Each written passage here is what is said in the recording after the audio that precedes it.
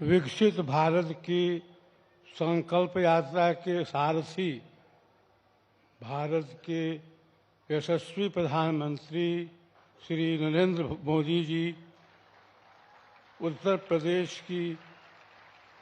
प्रदेश के ऊर्जावान कर्मयोगी मुख्यमंत्री श्री योगी आदित्यनाथ जी, संत प्रवर श्री विज्ञान देव जी महाराज, केंद्रीय मंत्री और इस क्षेत्र के सांसद श्री महेंद्र पांडे जी, श्री अनिल भार जी तथा देश विदेश से पधारे सभी श्रद्धालुगण, मीडिया कर्मी एवं अन्य आगत देवियों, सज्जनों एवं प्रिय बच्चों,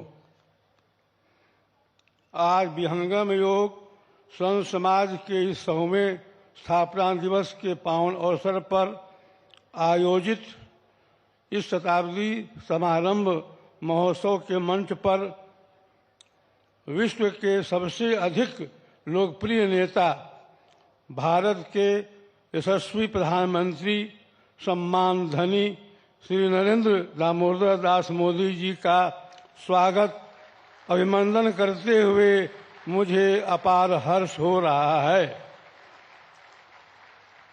संपूर्ण देश की जनता का दिल जीतने वाले और अनेक जन कल्याण एवं लोक मंगलकारी योजनाओं को मूर्त रूप देने वाले माननीय मोदी जी ने जय जवान, जय किसान, जय विज्ञान के जय अनुसंधान का भी नारा दिया है, जिसके फलस्वरूप इसरो के वैज्ञानिकों ने चांद पर भी भारत का तिरंगा फहरा दिया है। यह भी एक सुखद संयोग ही है कि चंद्रमा का जो वैदिक नाम सोम है, उस पर भारत के चंद्रयान को उतारने वाले वैज्ञानिकों की टीम के प्रधान का नाम सोमनाथ है और इसके प्रेरणा स्रोत विकसित भारत की संकल्प यात्रा के सारथी एवं अद्भुत व्यक्तित्व के धनी माननीय श्री नरेंद्र मोदी जी हैं। राष्ट्र सेवा के संकल्प को पूर्ण करने के लिए आपने जन धन योजना, जीवन ज्योति योजना, अटल पेंशन योजना, स्वच्छ भारत अभियान, मेक इन इंडिया योजना, उन्नत भारत योजना, विकसित भारत और सुकन्या समृद्धि योजना को मूर्त प्रदान दिया है और वैश्विक स्तर पर अंतर्राष्ट्रीय योग दिवस को मान्यता दिखाकर विश्व मंच पर भारत की प्राचीन योग विद्या को पुनः प्रतिष्ठित कराया है। अभी हाल ही में मॉर्निंग कंसल्ट की ओर से हुए एक सर्वे में आप लगातार तीसरी बार विश्व के सबसे लोकप्रिय नेताओं में प्रथम स्थान प्राप्त किए हैं।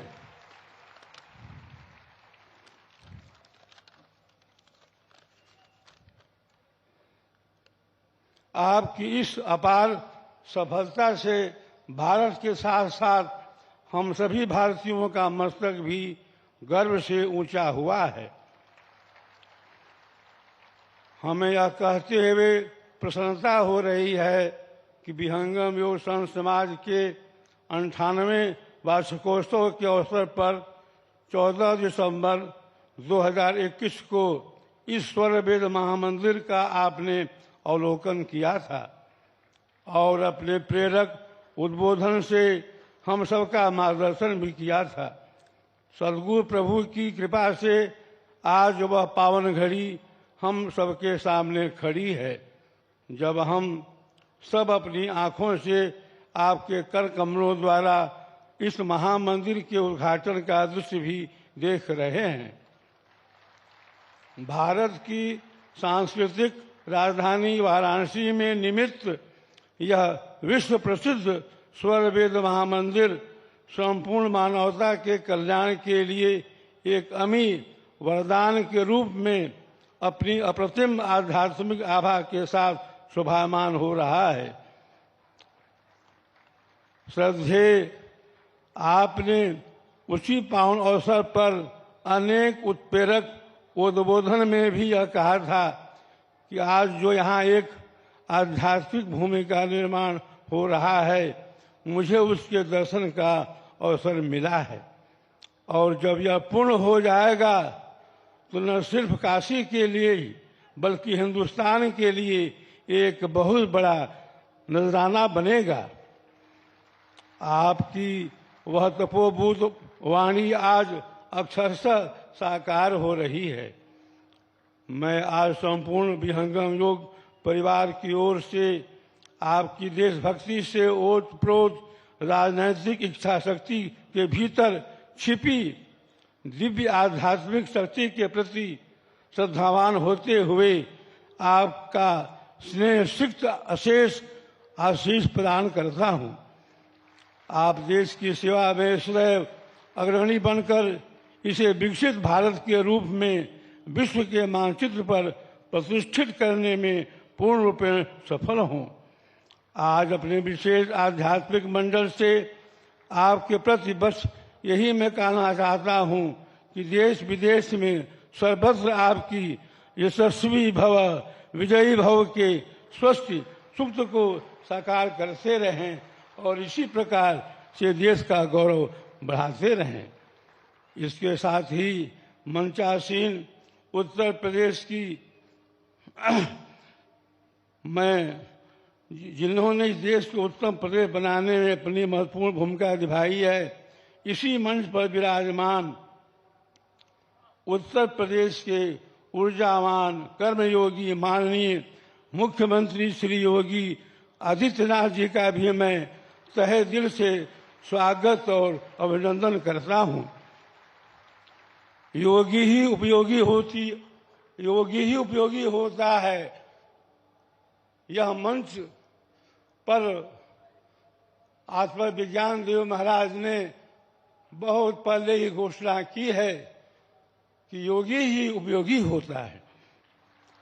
यह हम सबको स्पष्ट देखने में नजर आ रहा है। आपके कुशल नेतृत्व में उत्तर प्रदेश के पायदान पर सतत आगे बढ़ते हुए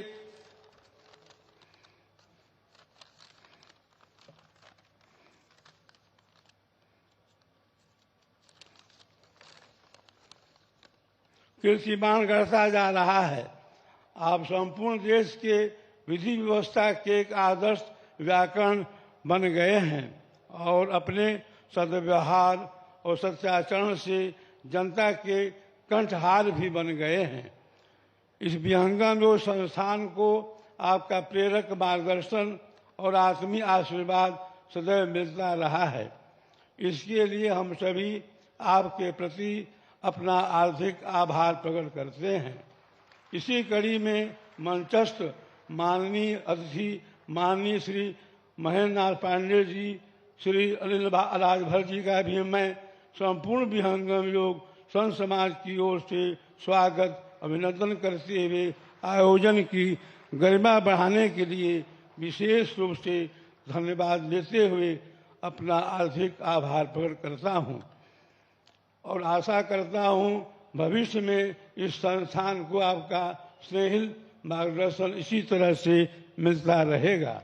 अंत में मैं आज के इस आयोजन में देश विदेश से पधारे लाखों विहंगम योग के श्रद्धालु, सुधी श्रोतागण, प्रबुद्ध मीडियाकर्मी, मातृशक्ति, युवा शक्ति एवं अन्य शुभेच्छुओं सहित यहाँ आकर सभी लोगों का मैं हार्दिक स्वागत और अभिनंदन करता हूँ तथा सम्माननीय प्रधानमंत्री महोदय जी, महामहिम माननीय मुख्यमंत्री जी तथा अन्य मंचस्थ अतिथियों के प्रति पुनः एक बार आभार प्रकट करते हुए मैं अपनी वाणी को यही विराम देता हूँ। सद्गुरुदेव की जय, भारत माता की जय, वंदे मातरम, वंदे मातरम, वंदे मातरम।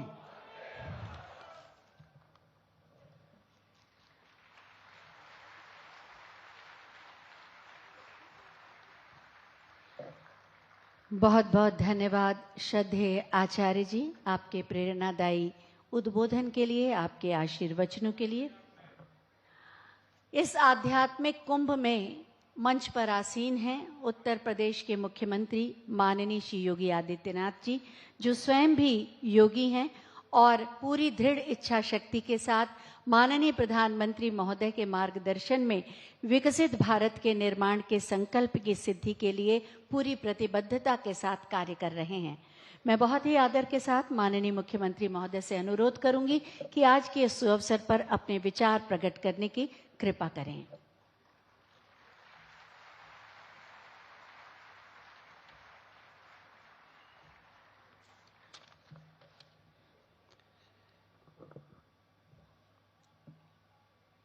आदरणीय प्रधानमंत्री जी, केंद्रीय मंत्री डॉक्टर महेंद्र नाथ पांडे जी, पूज्य संत आचार्य स्वतंत्र देव जी महाराज, प्रदेश सरकार में मंत्री और स्थानीय विधायक श्री अनिल राजभर जी, संत प्रवर श्री विज्ञान देव जी महाराज,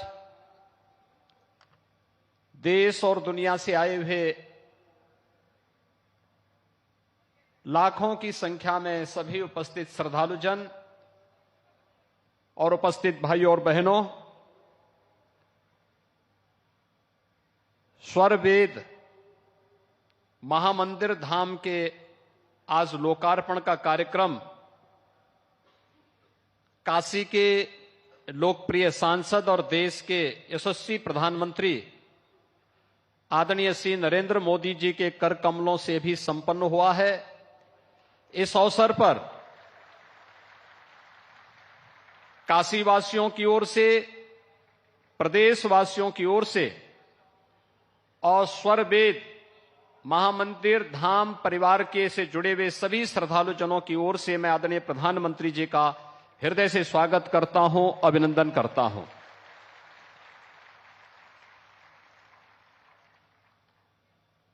स्वर वेद महामंदिर सदगुरु सदाफल देव जी महाराज की पुण्य स्मृतियों को समर्पित है। 100 वर्ष पहले उन्होंने विहंगम योग की जिस साधना के लिए संत समाज की स्थापना की थी, शताब्दी वर्ष का एक कार्यक्रम विहंगम योग संत समाज का प्रारंभ हुआ है और इससे सुखद अनुभूति और क्या हो सकती है कि दुनिया के सबसे लोकप्रिय नेता जिन्होंने भारत को सर्वांगीण विकास की एक नई गति दी है, एक नई पहचान दी है और भारत के विरासत पर दुनिया गौरव की अनुभूति कर सके इसका एहसास कराया है। आज ऐसे यशस्वी प्रधानमंत्री जी के कर कमलों से मंदिर का, इस धाम का लोकार्पण का कार्यक्रम संपन्न हुआ है। आप सभी श्रद्धालु जनों को मैं इस अवसर पर हृदय से बधाई देता हूं, अपनी शुभकामनाएं देता हूं।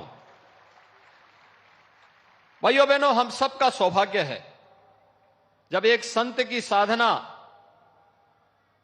मूर्त रूप लेती है तो इस प्रकार का एक धाम बनकर के तैयार होता है। और यह सदगुरु सदाफल देव जी महाराज की उन संघर्षों का जो उन्होंने देश की आजादी के लिए किया था, जिन्होंने उत्तराखंड के कर्णाश्रम के ऊपर शून्य शिखर पर साधनारत होकर के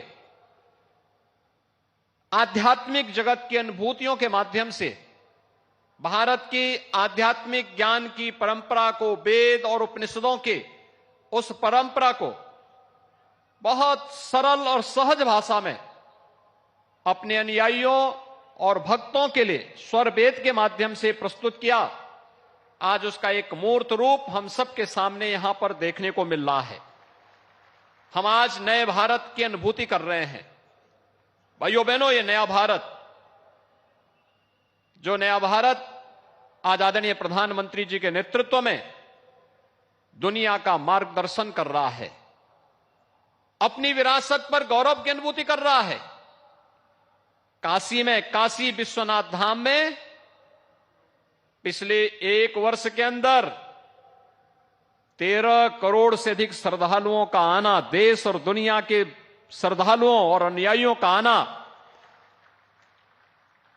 पूरा देश की ओर भारत की विरासत पर योग की परंपरा हो, या जिस कुंभ में 1954 में सदगुरु सदाफल देव जी महाराज ने अपनी भौतिक लीला का विसर्जन करते हुए आध्यात्मिक जगत में शून्य शिखर पर स्वयं प्रवेश किया था, कुंभ की इस महान परंपरा को, चाहे वह दुनिया की मूर्त सांस्कृतिक धरोहर के रूप में मान्यता देना हो, या फिर उत्तराखंड में केदारपुरी के पुनर्निर्माण का कार्य हो, या महाकाल के महालोक के निर्माण का कार्य।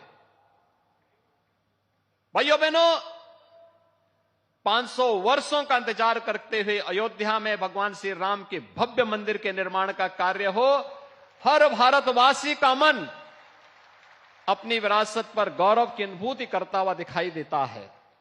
कारण है एक यशस्वी नेतृत्व देश को वर्तमान में निरंतर अपनी पूरी ऊर्जा के साथ, सत्संकल्प के साथ आगे बढ़ा करके बिना भेदभाव के पूरी ऊर्जा को देश के लिए, उन कार्यों के लिए समर्पित किया हुआ है जिसको लेकर के 1920 में सदगुरु सदाफल देव जी महाराज ने जेल की यातना भी सहन की थी। और भाइयों बहनों, आज हम सब उसी स्वतंत्र भारत के नागरिक के रूप में अपनी आजादी के अमृत काल के इस द्वितीय वर्ष में पूरी ऊर्जा के साथ आदरणीय प्रधानमंत्री मोदी जी के नेतृत्व में अपनी विरासत पर गौरव की अनुभूति करते हुए उनकी पुनर्स्थापना के कार्यों के साथ जुटे हुए हैं, सजे हुए हैं। आप सभी लाखों श्रद्धालुओं की यहां पे उपस्थिति इस बात का प्रमाण है। आज के इस अवसर पर आप सबको एक बार फिर से इस धाम के लोकार्पण के इस भव्य आयोजन के अवसर पर और इस ज्ञान महायज्ञ के साथ साथ जो यहां पर आज यज्ञ 25,000 कुंडीय महायज्ञ का भी आयोजन है, इस सब के लिए हृदय से बधाई और शुभकामनाएं देते हुए आदरणीय प्रधानमंत्री जी का इस अवसर पर प्रदेशवासियों की ओर से, आप सभी श्रद्धालु जनों की ओर से हृदय से स्वागत और अभिनंदन करते हुए अपनी वाणी को यहीं पे विराम देता हूं। धन्यवाद। जय हिंद। धन्यवाद माननीय, आपके प्रेरणादायी उद्बोधन के लिए। और अब समय है स्वरवेद महामंदिर धाम के प्रथम चरण के लोकार्पण के लिए, शिलापट के अनावरण का। मैं माननीय प्रधानमंत्री जी से अनुरोध करूंगी कि वो रिमोट का बटन दबाकर शिलापट का अनावरण करें और इसका लोकार्पण करें।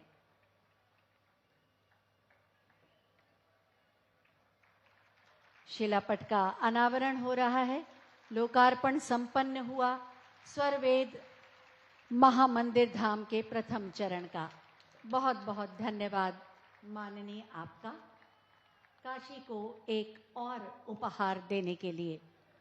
हम सबका सौभाग्य है कि हमें माननीय प्रधानमंत्री के रूप में एक आस्थावान, निष्ठावान, जन कल्याण के लिए समर्पित आध्यात्मिक व्यक्तित्व मिला है, जिन्होंने सनातन संस्कृति के गौरव को और बढ़ाया है। और वास्तव में जो एक कर्मयोगी ही हैं, ऐसे आध्यात्मिक अवसरों पर उनके उद्बोधन को सुनना एक दिव्य अनुभूति देता है और चिंतन और मनन को एक दिशा भी। मैं बहुत ही आदर के साथ माननीय प्रधानमंत्री जी से अनुरोध करूंगी कि आज के इस आध्यात्मिक कुंभ में अपनी अमृतवाणी से हमें कृतार्थ करें।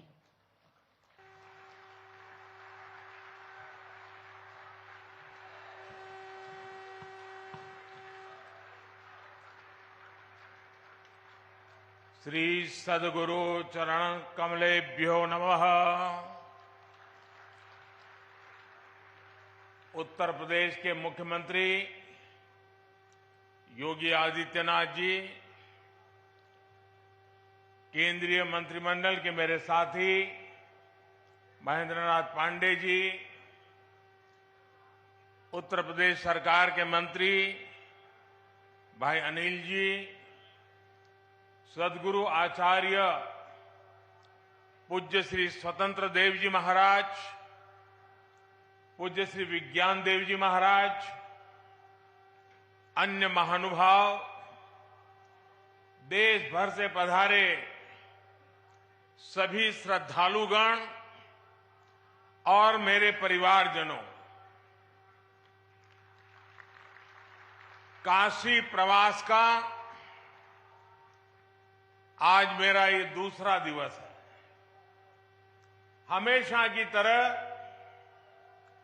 काशी में बीता हर क्षण अपने आप में अद्भुत होता है, अद्भुत अनुभूतियों से भरा होता है। आपको याद होगा 2 वर्ष पहले इसी तरह हम अखिल भारतीय विहंगम योग संस्थान के वार्षिकोत्सव में एकत्र हुए थे। एक बार फिर मुझे विहंगम योग संत समाज के शताब्दी समारोह के ऐतिहासिक कार्यक्रम में आने का अवसर मिला है।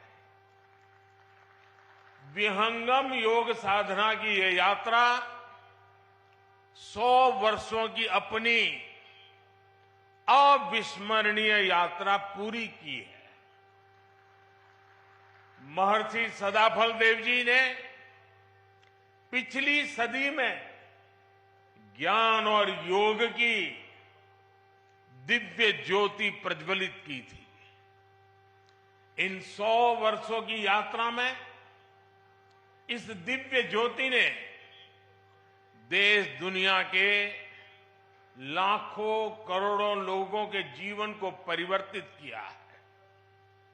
इस पुण्य अवसर पर यहां 25,000 कुंडीय स्वरवेद ज्ञान महायज्ञ का आयोजन भी हो रहा है। मुझे खुशी है, मुझे विश्वास है, इस महायज्ञ की हर एक आहुति से विकसित भारत का संकल्प और सशक्त होगा। मैं इस अवसर पर महर्षि सदाफल देव जी को श्रद्धापूर्वक नमन करते हुए उनके प्रति मेरे हृदयस्थ भावों को पूर्ण श्रद्धा के साथ समर्पित करता हूं।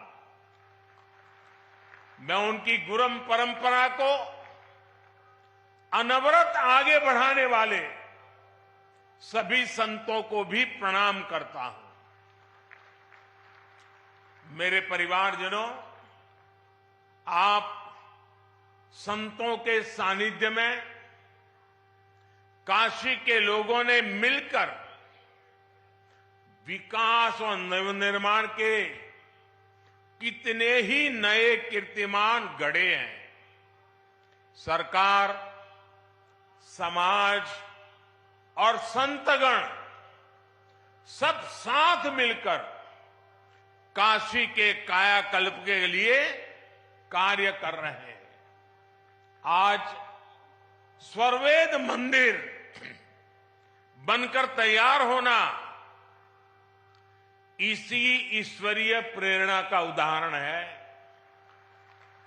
ये महामंदिर महर्षि सदाफल देव जी की शिक्षाओं का, उनके उपदेशों का प्रतीक है।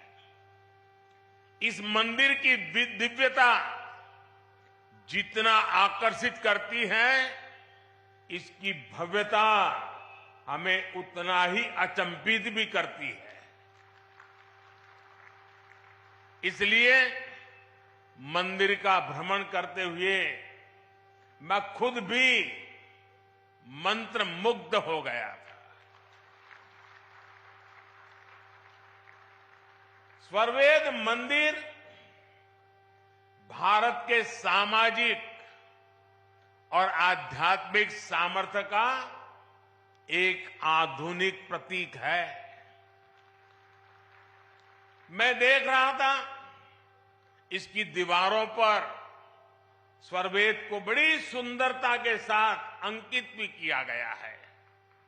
वेद, उपनिषद, रामायण, गीता और महाभारत आदि ग्रंथों के दिव्य संदेश भी इसमें चित्रों के जरिए उकेरे गए हैं। इसलिए ये मंदिर एक तरह से अध्यात्म, इतिहास और संस्कृति का जीवंत उदाहरण है। यहां हजारों साधक एक साथ विहंगम योग की साधना कर सकते हैं। इसलिए ये महामंदिर एक योग तीर्थ भी है और साथ साथ ये ज्ञान तीर्थ भी है। मैं इस अद्भुत आध्यात्मिक निर्माण के लिए सर्ववेद महामंदिर ट्रस्ट को और लाखों लाखों अनुयायियों को बधाई देता हूं। विशेष रूप से मैं पूज्य स्वामी जी स्वतंत्र देव जी और पूज्य श्री विज्ञान देव जी का विशेष रूप से अभिनंदन करता हूं, जिन्होंने इस अनुष्ठान को पूरा किया। मेरे परिवारजनों, भारत एक ऐसा राष्ट्र है जो सदियों तक विश्व के लिए आर्थिक समृद्धि और भौतिक विकास का उदाहरण रहा है। हमने प्रगति के प्रतिमान गढ़े हैं, समृद्धि के सोपान तय किए हैं। भारत ने कभी भौतिक उन्नति को भौगोलिक विस्तार और शोषण का माध्यम नहीं बनने दिया।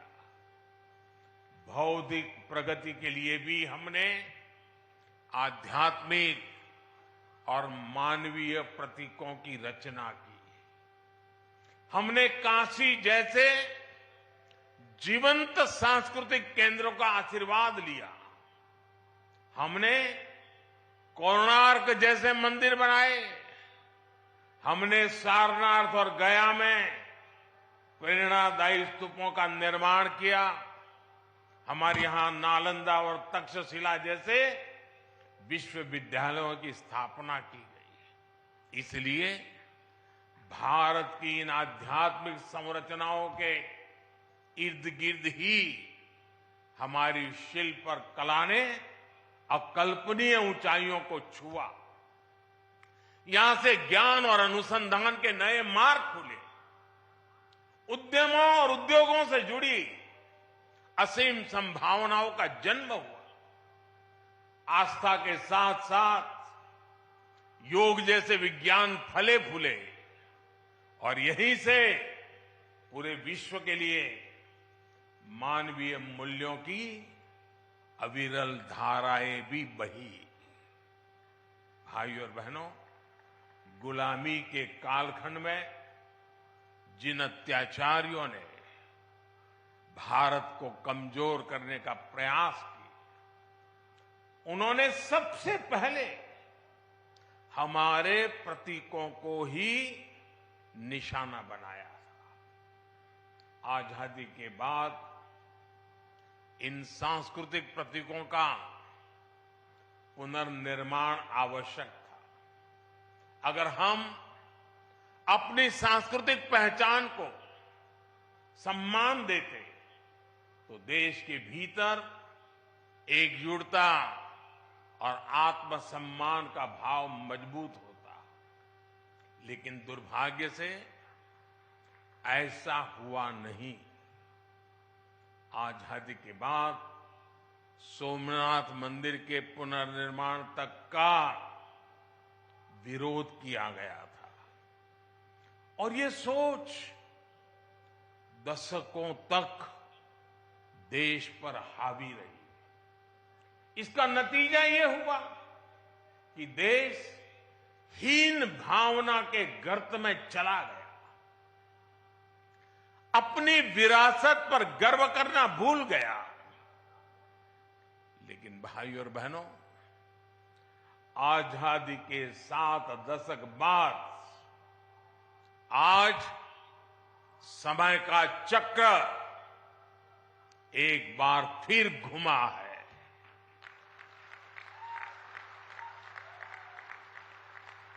देश अब लाल किले से गुलामी की मानसिकता से मुक्ति और अपनी विरासत पर गर्व की घोषणा कर रहा है।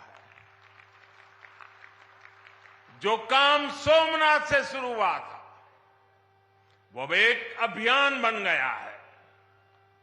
आज काशी में विश्वनाथ धाम की भव्यता भारत के अविनाशी वैभव की गाथा गा रही है।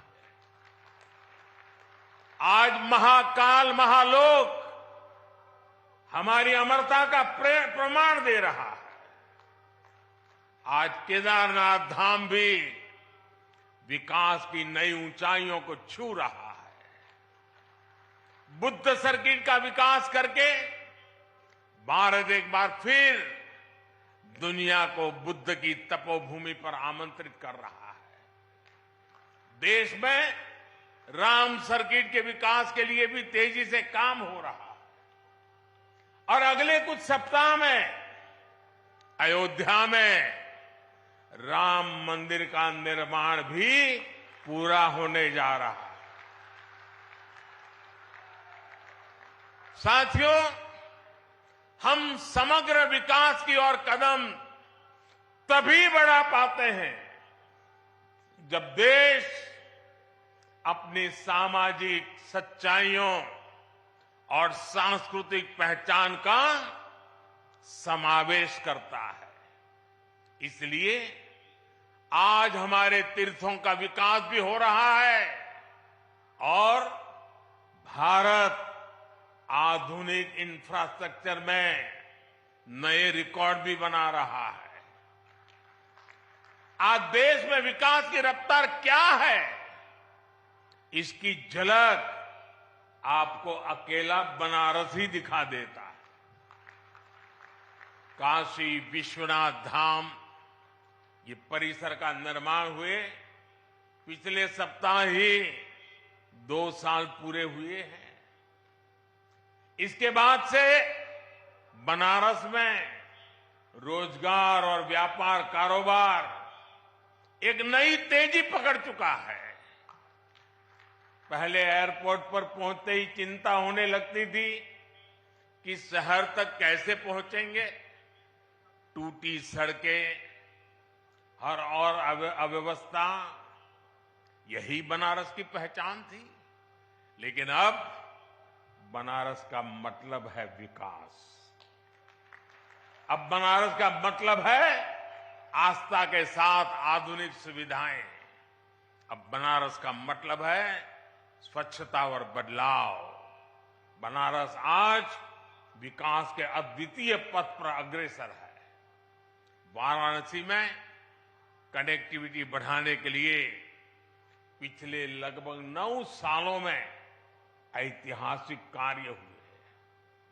वाराणसी से सभी शहरों को जोड़ने वाली सड़कें या तो 4 लेन की हो गई हैं या फिर 6 लेन की बना दी गई है। पूरी तरह नई रिंग रोड भी बनाई गई है। वाराणसी में नई सड़कों का जाल बिछाया जा रहा है। पुराने के साथ ही नए क्षेत्रों को भी विकसित किया जा रहा है।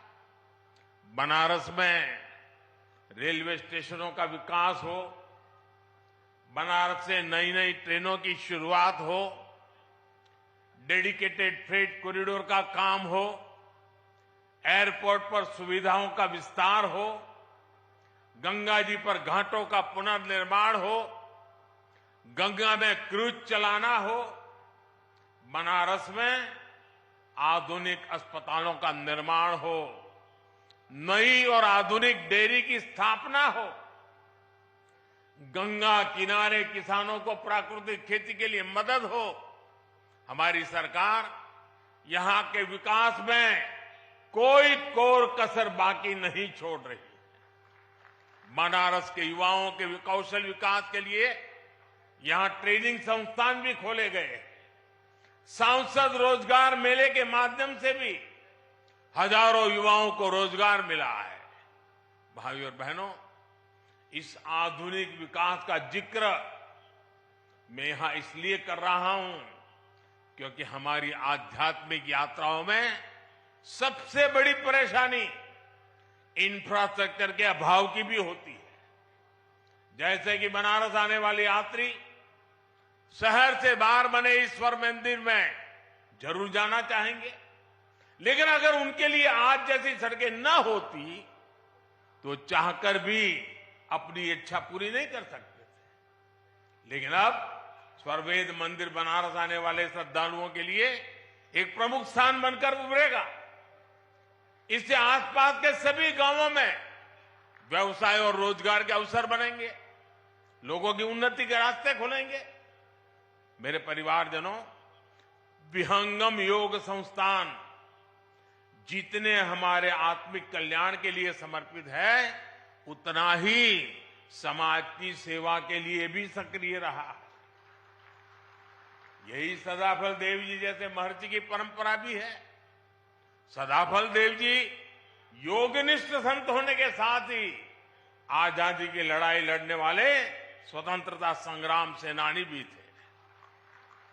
आज आजादी के अमृतकाल में उनके संकल्पों को आगे बढ़ाना उनके हर एक अनुयायी का दायित्व है। मैं पिछली बार जब आपके बीच आया था तो मैंने देश की कुछ अपेक्षाएं भी आपके सामने रखी थी। आज एक बार फिर मैं आपके सामने 9 संकल्प रख रहा हूं, 9 आग्रह रख रहा हूं। और अभी मुझे विज्ञान देव जी ने याद भी करवाया कि मैंने पिछली बार क्या कहा था। मेरा पहला आग्रह है, पानी की बूंद बूंद बचाइए और जल संरक्षण के लिए ज्यादा से ज्यादा लोगों को जागरूक करिए। दूसरा, गांव-गांव जाकर लोगों को डिजिटल लेन देन के प्रति जागरूक करिए, ऑनलाइन पेमेंट सिखाइए। तीसरा, अपने गांव, अपने मोहल्ले, अपने शहर को स्वच्छता में नंबर 1 बनाने के लिए काम करिए। चौथा, जितना हो सके आप लोकल को, स्थानीय प्रोडक्ट को प्रमोट कीजिए, मेड इन इंडिया प्रोडक्ट्स का ही इस्तेमाल करिए। पांचवा, जितना हो सके पहले अपने देश को देखिए, अपने देश में घूमिए, और अगर दूसरे देश जाना हो तो जब तक पूरा देश नहीं देख लेते, विदेशों में जाने का मन नहीं करना चाहिए। और मैं आजकल तो ये बड़े बड़े धन्ना सेठों को भी कहता रहता हूं कि विदेशों में जाकर के शादी क्यों कर रहे हो भाई? तो मैंने कहा, मेड इन इंडिया, इंडिया में शादी करो। मैं छठी बात कहता हूं, प्राकृतिक खेती के प्रति किसानों को ज्यादा से ज्यादा जागरूक करते रहिए। मैंने ये आग्रह पिछली बार भी आपसे किया था, फिर इसे दोहरा रहा हूं। ये धरती मां को बचाने के लिए बहुत जरूरी अभियान है। मेरा 7वां आग्रह है, मिलेट्स को, श्री अन्न को अपने रोजमर्रा के खाने के जीवन में शामिल करिए। इसका खूब प्रचार प्रसार कीजिए, सुपर फूड है। मेरा 8वां आग्रह है, फिटनेस, योग हो, स्पोर्ट्स हो, उसे भी अपने जीवन का अभिन्न हिस्सा बनाइए। और नवा आग्रह है, कम से कम एक गरीब परिवार का संबल बनिए, उसकी मदद करिए। ये भारत में गरीबी दूर करने के लिए जरूरी है। आजकल आप देख रहे हैं, विकसित भारत संकल्प यात्रा चल रही है। मैं कल शाम को इससे जुड़े कार्यक्रम में शामिल हुआ हूं। अभी कुछ देर बाद यहां से मैं फिर विकसित भारत संकल्प यात्रा में शामिल होने जा रहा हूं। इस यात्रा के प्रति जागरूकता फैलाने का दायित्व आप सभी का भी है, हर धर्मगुरु का भी है। मैं चाहूंगा कि ये सभी हमारे व्यक्तिगत संकल्प भी बनने चाहिए। गांवों विश्वस्य मातरः का जो आदर्श वाक्य है, ये हमारे लिए आस्था के साथ साथ व्यवहार का भी हिस्सा बनेगा, तो भारत और तेजी से विकसित होगा। इसी भाव के साथ मैं आप सभी का बहुत बहुत धन्यवाद करता हूं, और पूज्य संतों ने मुझे जो मान सम्मान दिया, मैं उनका भी हृदय से धन्यवाद करता हूं। मेरे साथ बोले, भारत माता की, भारत माता की, भारत माता की। धन्यवाद।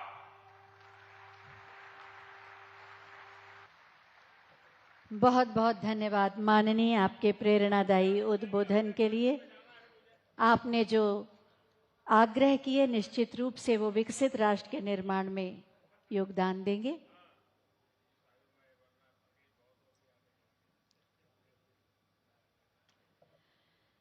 बहुत बहुत धन्यवाद माननीय प्रधानमंत्री महोदय। जोरदार तालियों के साथ अपने स्थान पर खड़े होकर माननीय प्रधानमंत्री महोदय को विदा दें। भारत माता की, भारत माता।